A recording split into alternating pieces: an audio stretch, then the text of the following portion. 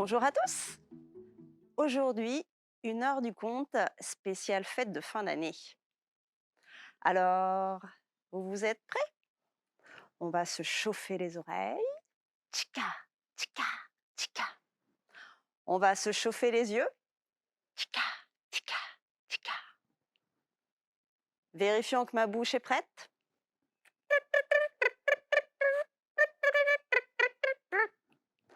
Je pense que c'est bon. Mon histoire peut commencer. La neige tombe sur mes oreilles. Elles sont toutes gelées. Frotte, frotte, frotte pour les réchauffer. La neige tombe sur mes mains. Elles sont glacées. Frotte, frotte, frotte pour les réchauffer. La neige est tombée sur mon nez. Il est frigorifié. Frotte, frotte, frotte pour le réchauffer. Il y a très longtemps, loin en Laponie, c'était l'hiver. La neige était tombée depuis une semaine. Tout le village était bloqué. Le boulanger, l'épicier étaient dans leur maison. Ils ne voyaient plus personne. Papy, lui, il pouvait pas aller voir ses chèvres. Le facteur, il n'avait aucun courrier à distribuer. Et l'heure de Noël approchait. Les enfants, derrière leurs fenêtres, se disaient: est-ce que le Père Noël va pouvoir arriver jusqu'à nous? Ils étaient très inquiets. Ce qu'ils ne savaient pas, c'est que le Père Noël, lui aussi, tout au fond dans la forêt, les surveillait. Il avait vu ce village bloqué par la neige. Et là, il s'est dit: est-ce que cette année, ils ont besoin de chocolat?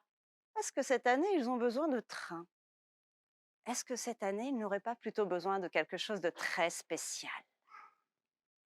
Alors, le Père Noël a été dans un endroit où il cache tous les jouets. Il a été chercher tout en haut d'une étagère un objet. Il a enlevé la poussière.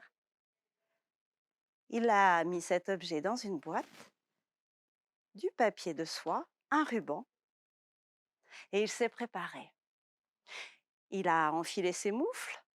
D'ailleurs, il faudra que je vous raconte une fois l'histoire d'un gant qui était parti à l'aventure et qu'il avait perdu. Mais ça sera pour une autre fois. Il enfile ses moufles et pour aller jusqu'au village, il a chaussé ses skis. Il prend son sac et il dévale les pentes. Il passe à côté des forêts toutes givrées, à côté des champs gelés. Et quand il arrive, la nuit est là. Plus rien ne bougeait. Les lapins étaient dans les terriers, les oiseaux étaient cachés. Quand on regardait la nuit, on voyait les étoiles un peu bouger. Tout était silencieux. Une ombre a passé, s'est enfuie.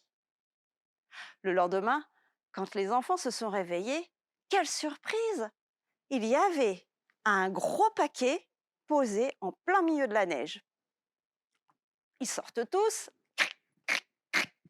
Impossible d'arriver jusqu'au paquet.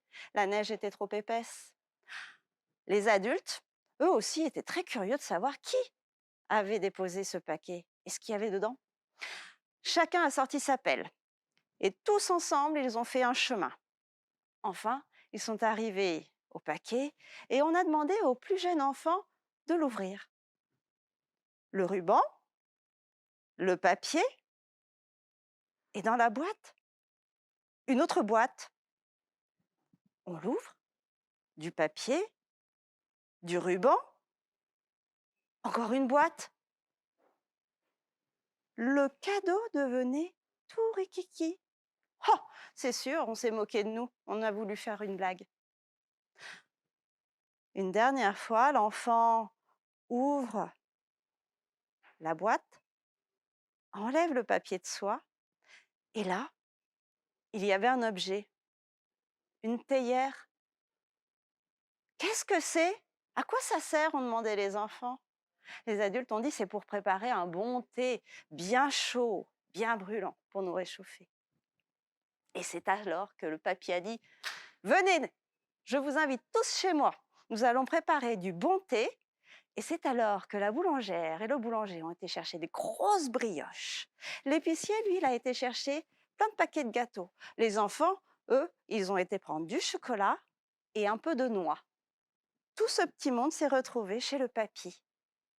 Le thé chauffé, le lait bouillé. Tout le monde s'est installé. Chacun a proposé à son voisin une part de gâteau, une part de brioche. Et si on s'était installé à côté de la maison, on aurait entendu pendant toute la journée des rires, des chansons, des souvenirs. Le soir venu, il était temps de repartir. Les enfants sont sortis et ils ont dit à leurs parents: «Oh, qu'est-ce qu'on a passé une bonne journée tous ensemble. Ça nous a réchauffé le cœur et nous.» Effectivement, tout le monde avait passé une bonne journée grâce à une théière. Tout le monde avait voulu un pot de confiture, une paire de bottes, un petit train. Mais finalement, de se rassembler tous ensemble, ça a été le cadeau le plus magique et extraordinaire. Merci Père Noël. D'ailleurs, les villageois devront, je pense, vous écrire une petite lettre pour vous remercier de ce cadeau si original. Mon histoire est maintenant finie et j'aimerais bien que vous y pensiez quand vous serez tous ensemble à fêter Noël. À bientôt!